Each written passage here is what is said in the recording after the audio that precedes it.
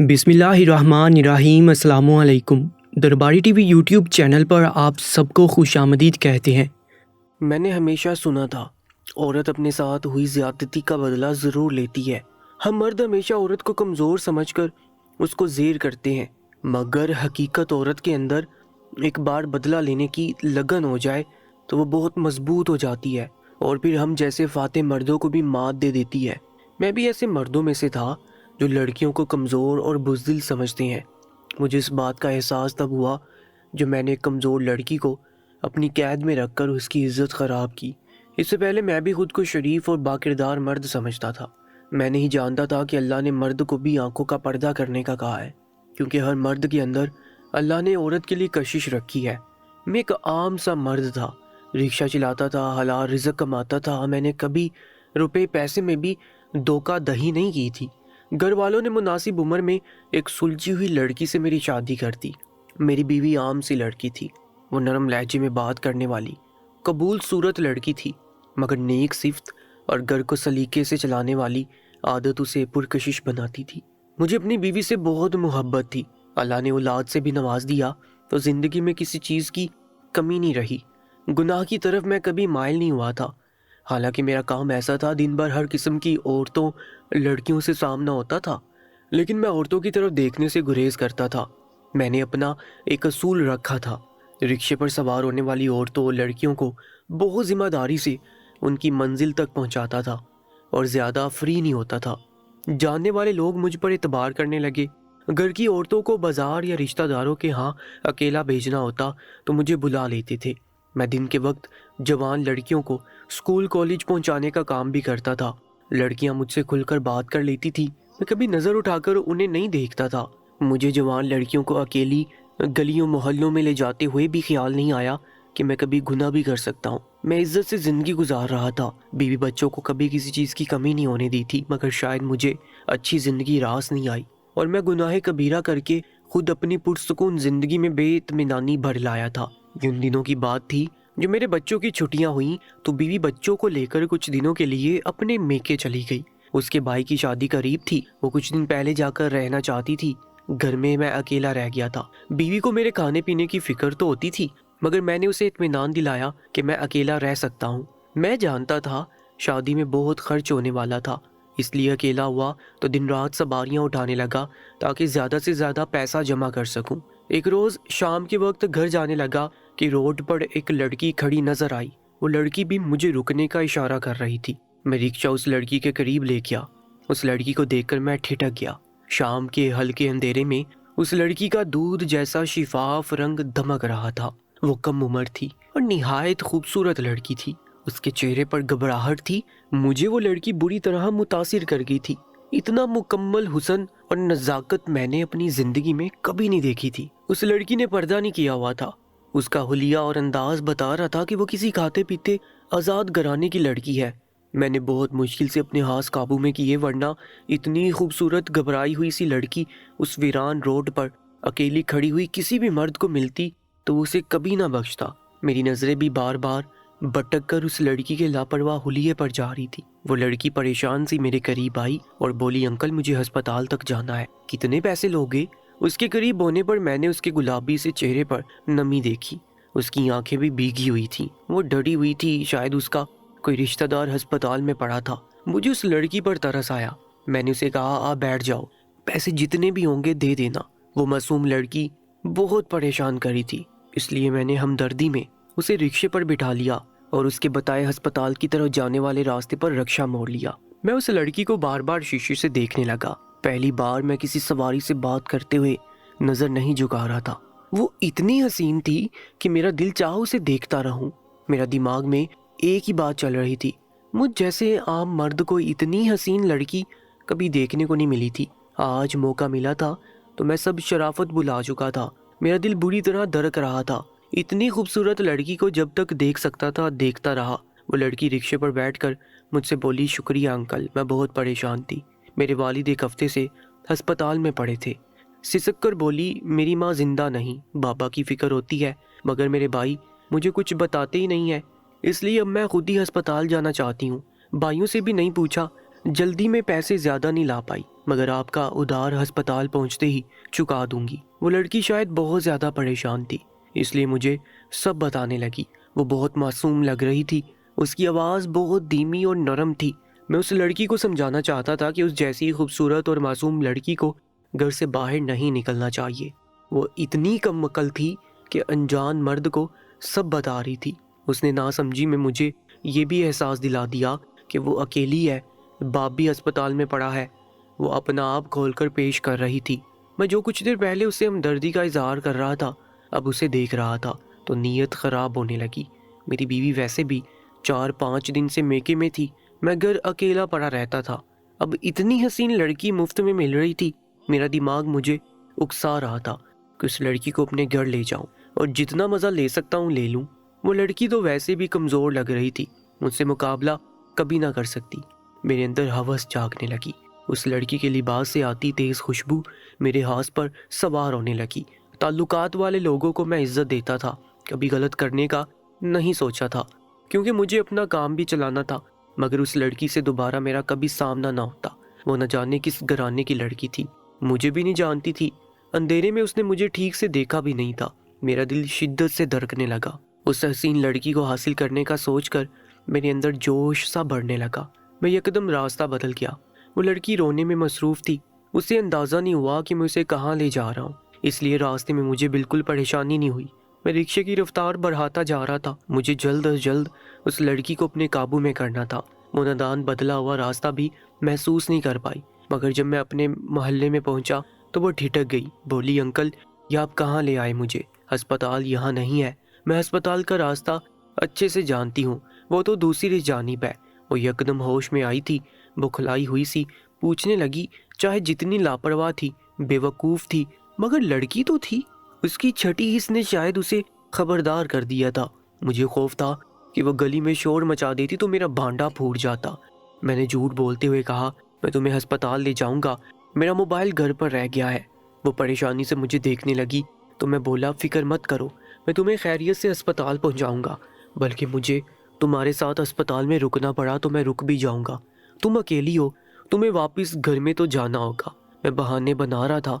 वो लड़की बहल गई। बोली, जी हाँ, मेरे भाई तो जाने कहाँ होंगे। मैं अपने बाबा को देखकर वापस घर चली जाऊंगी। फिर तशक्कुर बड़े लहजे में बोली, अच्छा है, आप ही मुझे वापस छोड़ देना, मैं घर जाकर ज़्यादा पैसे दूंगी। वो लड़की मुझे लालच दे रही थी। मैं सर हिला गया। मैं उतरा तो वो रिक्शे में जमकर बैठी रही। वो मुझे इतना शरीफ समझ रही थी। उसे अंदाज़ा नहीं था उसे किराया माफ़ करने वाला मर्द उसकी इज्जत बख्शने को तैयार ना था। मैंने उसे कहा, गली में बैठना ठीक नहीं है, ये इलाका ख़तरनाक है, ऐसा ना हो लोग उसे नुकसान पहुंचाए, मेरे साथ अंदर चली आओ। मेरे समझाने पर वो लड़की खौफजदा हो गई। जल्दी से रिक्शे से उतर कर मेरे साथ अंदर चली आई। गली में उस वक्त कोई मौजूद नहीं था। मैंने इत्मीनान से घर के दरवाजे को कुंडी लगा दी और लड़की को अंदर कमरे में ले जाने लगा। वो लड़की अकेला घर देखकर परेशान होगी। बोली, मैं यहीं सेन में ठीक हूँ। उसकी घबराहट बढ़ चुकी थी। मैंने उसे कहा, कमरे में आओ, सेन में बैठने की जगह नहीं है। वो इनकार करने लगी, मगर मैं उसका बाजू पकड़कर ज़बरदस्ती अंदर ले जाने लगा। वो अपना बाजू छुड़वाने की कोशिश करने लगी। उसके वजूद की लर्जिश मुझे साफ महसूस हो रही थी। मैं तो उसका बाजू पकड़ने के बाद मज़ीद पागल हो रहा था। ऐसा लगा जैसे वो मोम की बनी हुई कोई सफ़ेद सी गुड़िया है। उसमें बिल्कुल जोर ना था, ना वो मुझसे अपना आप छुड़वा पा रही थी। वो खौफ से कांप रही थी। मैं उसे खींचते हुए कमरे में ले गया और कमरे का दरवाज़ा अच्छे से बंद कर लिया। मैंने मज़ीद अपनी असलियत छुपाने की कोशिश नहीं की और उस लड़की को पकड़कर बेड पर धक्का देकर गिराया। वो लड़की खौफ से रोने लगी और मुझे रोकने की कोशिश करने लगी, मगर मेरे ऊपर शैतान हावी हो चुका था। मैंने उसकी छोटी सी चादर छीन ली। सुरख रंग के लिबास में उस लड़की का सफ़ेद रंग चमक रहा था। वो खौफ से सफ़ेद पड़ रही थी। खुद को छुपाने की कोशिश करती रोने लगी, डर से कांपती जा रही थी। मैं तो शैतानी नज़रों से उसे देख रहा था। वो रोते हुए बोली, अंकल आपकी भी बहन बेटी होगी, आपको अल्लाह का वास्ता मेरी इज्जत से नहीं खेलो, खुदा का वास्ता मुझे मेरे बाप के पास अस्पताल पहुंचा दो। वो रोते हुए फरियाद करने लगी। मुझे ज़्यादा पैसों का लालच देने लगी, मगर मेरे कान बंद हो चुके थे। मैं उसे दबोच कर उसकी आवाज़ बंद कर गया।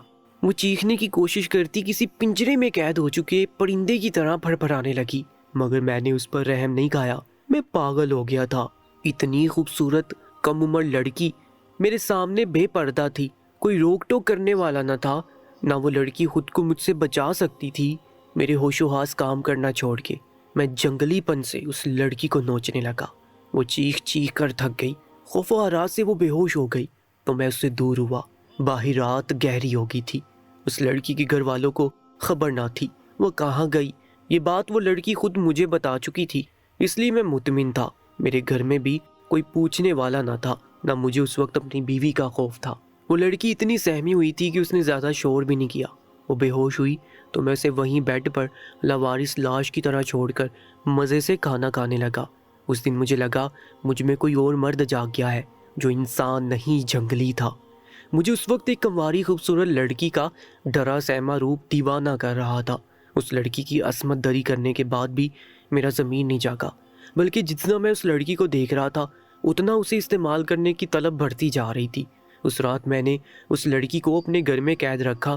پوری رات میں اس لڑکی کو اپنی مرضی سے استعمال کرتا رہا۔ وہ لڑکی خوف و اذیت سے بے جان ہو رہی تھی، چیخ چیخ کر اس کی آواز بیٹھ چکی تھی، اس کی مزاحمت بھی کمزور ہو چکی تھی، جس کی وجہ سے مجھے پوری آزادی تھی، مجھے کوئی روکنے والا نہیں تھا، اور اس لڑکی کی فریادوں پر میں کان نہیں دھرتا تھا۔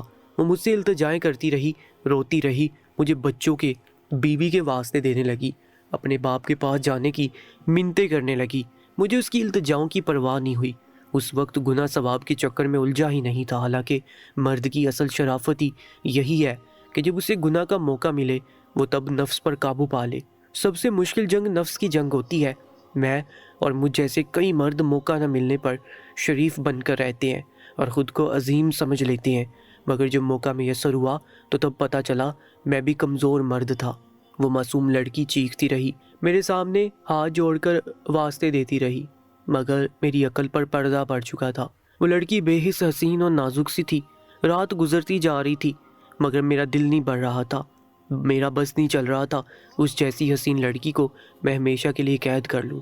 میری مجبوری تھی کہ بیوی بچے آ جاتے تو اس لڑکی کو کہیں چھپا کر رکھنے کی جگہ نہ رہتی، ورنہ شاید یہ بھی کر گزرتا۔ اور میں یہ احتیاط بھی کر رہا تھا کہ کسی کو خبر ہونے سے پہلے اس لڑکی کو اسی روڈ پر چھوڑ آؤں جہاں سے میں لایا تھا۔ میں نے 5 گھنٹے اس لڑکی کو اپنے پاس رکھا اور پھر صبح کا اجالا پھیلنے سے پہلے میں اس لڑکی کو واپس لے جانے لگا، مگر اچانک اس لڑکی نے میرا ہاتھ پکڑا، روتے ہوئے بولی کہ مجھے اپنے گھر نہیں جانا، میرے بھائی مجھے مار ڈالیں گے، سب پوچھیں گے میں پوری رات کہاں غائب رہی تو میں سب کو کیا جواب دوں گی۔ بولی میرے باپ کو خبر ہوئی تو صدمے سے ہی مر جائے گا۔ مجھے بد دعائیں دینے لگی، اللہ تمہارا سکون برباد کرے، میں تو تمہیں شریف سمجھی تھی۔ وہ رو رو کر پاگل ہو رہی تھی، اس کی حالت میں پہلے ہی خراب کر چکا تھا، اس کے لیے بولنا بھی محال ہو رہا تھا، مگر وہ سرخ چہرہ لیے بولتی جا رہی تھی۔ میں نے اس پر اتنا ظلم کیا تھا، اس لڑکی کے لیے اپنے ہاتھ بحال کرنا مشکل ہو گیا تھا۔ میں پریشان ہو گیا، اس حالت میں لڑکی کو کیسے لے جاؤں؟ لوگ دیکھ لیتے تو شک کرتے۔ وہ مجھے نوچنے لگی، لڑنے لگی، بولی اب میں اپنے گھر نہیں جاؤں گی، تمہارا پولیس کو بتاؤں گی، تمہیں پھانسی کی سزا دلواؤں گی۔ میں اس لڑکی کو دور دھکیلنے لگا، اسے گھر سے نکالنا چاہا، لیکن وہ بال بکھرائے پاگلوں کی طرح بولتی جا رہی تھی کہ میں نے نہیں جانا۔ میں نے سوچا لڑکی خود میرے پاس رکنا چاہتی ہے تو کیوں زبردستی گھر سے نکالوں۔ میں رک گیا، وہ مجھ سے بھی ڈر رہی تھی اور گھر جانے کا سوچ کر بھی اس پر لرزہ طاری ہو رہا تھا۔ مجھے یہ فکر بھی تھی کہ میں اس کی جو حالت کر چکا تھا کوئی بھی دیکھتا تو کوئی بھی سمجھ لیتا اس کے ساتھ کس نے درندگی دکھائی ہے۔ وہ لڑکی بہت لاغر سی ہو رہی تھی، الٹا سیدھا بولتی، مجھے دمکاتی، نیم پاگل لگ رہی تھی۔ اسے دیکھ کر ایک پل کے لیے میں بھی نظریں چرا گیا۔ پہلی بار جب اسے لگا تو اس کا خوبصورت بے داغ چہرہ دمک رہا تھا، مگر ایک ہی رات میں نے اسے کئی داغ لگا دیے تھے۔ اس کا وجود زخمی تھا، اس کی رنگت بھی زرد ہو رہی تھی، لیکن اس حال میں بھی وہ حسین لگ رہی تھی۔ میں اس لڑکی کو کچھ دن مزید گھر میں رکھنے کا سوچ کر پرجوش ہو گیا۔ اپنی بیوی بھی واپس نہیں آ رہی تھی، اگر لڑکی کو دمکا کر خاموش رہنے کا بولتا تو وہ بھی شاید خوف میں خاموش رہتی۔ وہ لڑکی نیم بے ہوش ہوتی جا رہی تھی۔ مجھے تب خیال آیا وہ جانے کب سے بھوکی پیاسی تھی۔ میں نے تو رات کو کھانا کھا لیا تھا مگر اس لڑکی کو کچھ نہیں دیا تھا، وہ خوف اور کمزوری سے کانپ رہی تھی۔ میں نے بکھلا کر اسے پانی دیا اور جگانے کی کوشش کی۔ اسی وقت میرے موبائل پر کسی کا فون آ گیا، میں ڈر گیا۔ صبح قریب تھی، ابھی تو فجر کی اذانیں بھی نہیں ہوئی تھی۔ اس وقت جانے کس نے کال کر لی تھی۔ میں نے موبائل دیکھا تو انجان نمبر تھا۔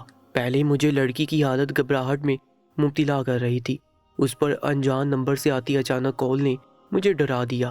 میں نے ڈرتے ڈرتے کال اٹینڈ کی تو آگے میری بیوی کا چھوٹا بھائی تھا۔ وہ پریشان سا بولا کہ بھائی جان، ہماری دادی کی طبیعت بہت زیادہ خراب ہو گئی ہے، ہم انہیں ہسپتال لے آئے ہیں۔ باجی نے کہا آپ کو بتا دوں، آپ جتنی جلدی ہو سکے آ جائیں۔ میں نے فکر مندی سے اپنی دادی ساس کی حالت کے بارے میں تفصیل پوچھی، کیونکہ میری بیوی خواہ مجھے کبھی اپنے میکے میں نہیں بلاتی تھی۔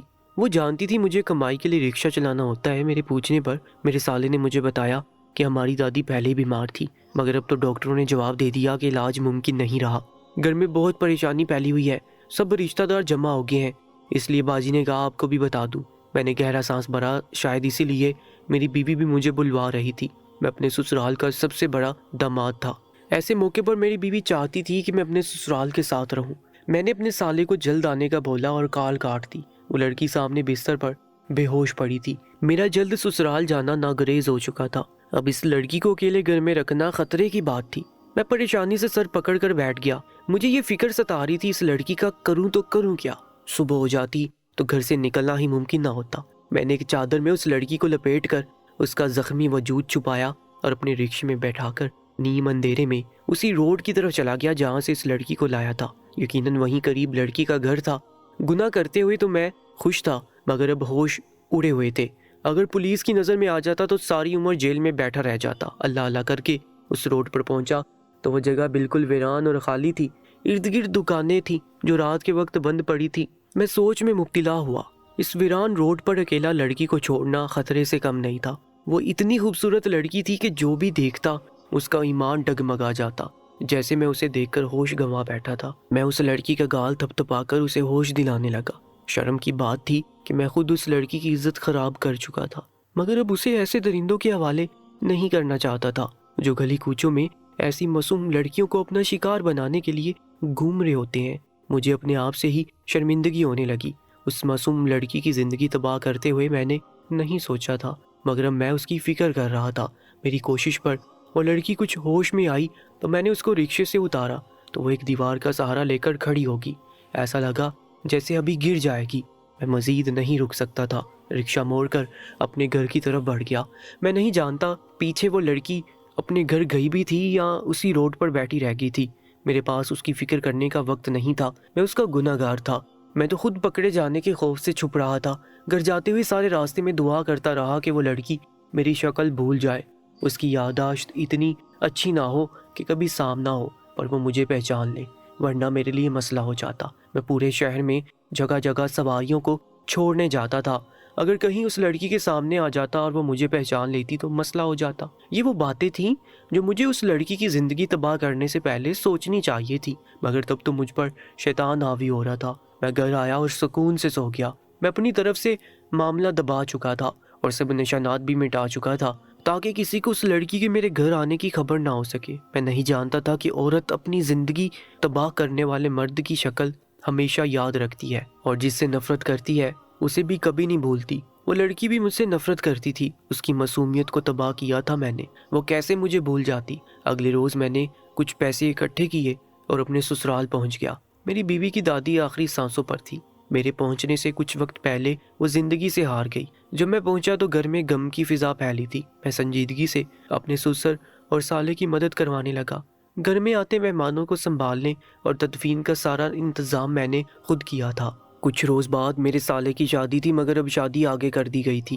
میری بیوی بھی کل ہونے کے بعد میرے ساتھ واپس گھر آ گئی۔ میں اپنی بیوی کا غم بانٹنے اور گھر سنبھالنے میں مگن ہو گیا اور میرے دماغ سے اس لڑکی کا خیال بالکل نکل گیا۔ اس لڑکی کے ساتھ وحشیانہ سلوک کرنے کے بعد میں پھر سے ویسا ہی شریف مرد بن چکا تھا۔ لوگوں کے سامنے میں نے اپنے چہرے پر ماسک چڑھا رکھا تھا۔ لوگوں کے سامنے اب بھی میں نظر جھکا کر تمیز سے بات کرنے والا مرد تھا۔ کوئی نہیں جانتا تھا کہ میں نے کم عمر کنواری لڑکی اکیلی ملنے پر اس کا کیا حال کیا تھا، مگر ایک روز میرے رکشے پر چند عورتیں سوار ہوئیں۔ انہیں مطلوبہ جگہ پہنچنے کے لیے میں جس روڈ پر گیا وہ وہی روڈ تھا جہاں مجھے وہ لڑکی ملی تھی۔ اس جگہ پر جاتے ہی مجھے اس لڑکی کا خیال آیا تو میرے پسینے چھوٹ گئے۔ مجھے اس کے واسطے اور فریاد یاد آئی تھی۔ اس لڑکی سے کبھی سامنا ہو جاتا تو میں خود کو کیسے بچاتا۔ उन औरतों ने मुझे करीबी गली में एक घर का पता बताया। पहली बार मैं औरतों को उनकी मंजिल तक नहीं पहुंचा सका। मुझे डर था कि उस लड़की का घर भी वहीं कहीं होगा और वो मुझे देख लेगी। मैंने उन औरतों को रोड पर ही उतार दिया और बहाने बनाने लगा कि मेरे रिक्शे के टायर ख़राब हो गए हैं। औरतें मुझे बुरा भला कहते हुए आधा किराया देकर वहाँ से चली गईं। मैंने रिक्शा वापस घर की तरफ भगाया। मुझे हैरत हो रही थी, मैं इतनी डिठाई से उस लड़की की इज्जत और नामूस मट्टी में रौंद चुका था। उसकी फरियाद पर भी नहीं कांपा था और उसे अकेले रोड पर बेयारो मददगार छोड़ते हुए भी मुझे शर्म नहीं आई थी। लेकिन इस वाक़ये को 1 माह गुजरने के बाद अब मुझ पर खौफ सा सवार होने लगा था। मैं उस रोड के करीब जाते हुए घबराने लगा, कहीं वो लड़की वहीं खड़ी ना हो।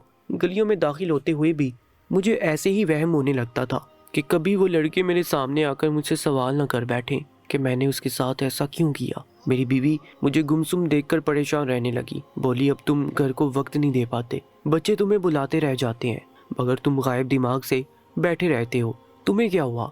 मैं बीवी को क्या जवाब देता? बात बदल देता, कभी बहाने बनाने लगता। अपनी बेटी को देखता तो उस लड़की का जुमला याद आता था। मैं परेशान रहने लगा। दादी सास का 40वां हो गया था। मेरी बीवी के भाई की शादी 3 माह बाद तय कर दी गई। शादी के करीब में कुछ सामान लेने बाजार गया तो वहाँ मेरा सामना उस लड़की से हुआ। वो लड़की किसी औरत के साथ थी। उसने चादर ओढ़ी हुई थी, पहले से बहुत बदली हुई लग रही थी। उसका दमकता रंग अब जर्द सा हो गया था। मैं उस लड़की को देखकर घबरा गया। मैं चेहरा छुपाने की कोशिश की, लेकिन वो लड़की मुझे देख चुकी थी। वो तेजी से कदम बढ़ाती मेरे पास आई। मेरे चेहरे का रंग उड़ गया। मैं वहाँ से भागना भी नहीं चाहता था।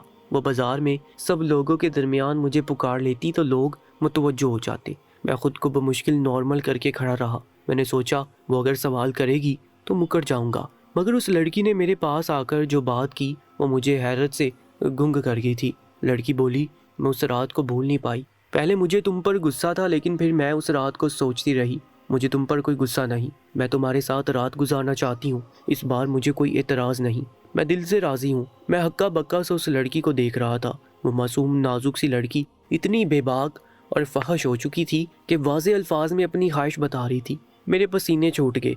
वो लड़की बोली, मुझे अपने साथ ले जाओ। मैंने हकलाकर कहा, वो औरत कौन है जिसके साथ वो आई है? लड़की उस औरत को देखकर बोली, यह हमारे घर काम करने वाली मासी है। मैं इसे बहाना बना देती हूँ, हम 1 घंटे के लिए कहीं चले जाते हैं। मैं मान गया।